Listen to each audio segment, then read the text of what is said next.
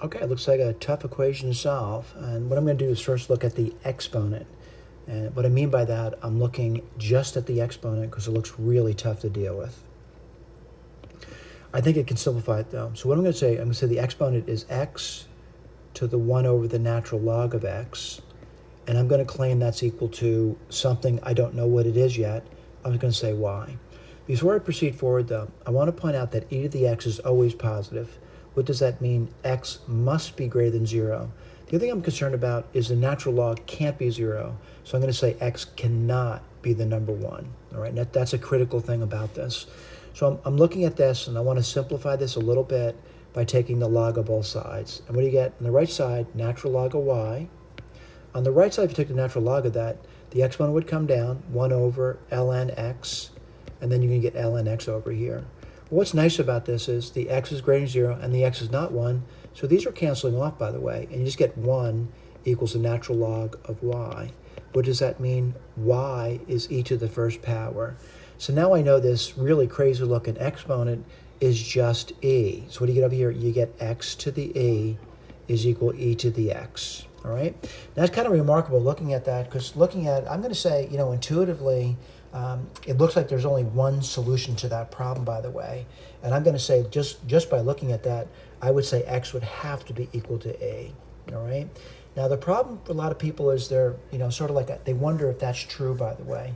And, it is difficult to show, by the way. I struggle with it myself, by the way. But you're going to have to wait until you take, at least I believe you need to wait until you take Math 121, which is Calc 1, to show that this thing here only has one solution, and that solution is, in fact, x equals a. All right? Now, what I do is I provide a graph for you, and certainly the work is down here as well. And I want to go through the graph with you and just simply look at it and point out what I'm looking at in the graph, by the way. What am I looking at the graph? I'm looking at the green graph. This is green. And that is y equals e to the x. I'm looking at the magenta graph. And that's going to be y equals, and that's going to be x to the x, and that's going to be 1 over the natural log of x. All right, we graphed them both. And what do I notice about this over here? There's a point of intersection, and that point of intersection occurs when x is equal to e. And this line over here would be y equals e to the e. What else do we know about it? Looking at it, I'm just looking at, by the way, and I'm noticing that e to the x, just looking at the graph, by the way, appears to be greater than or equal. Now, someone says, why do you think it's equal? I know it's equal at least at one point, by the way, but this is a rather confusing region over here. But I'm going to say e to the x appears to be greater than or equal to the x. And let me remind you, this is the same thing as x to the a. All right? It's the same thing.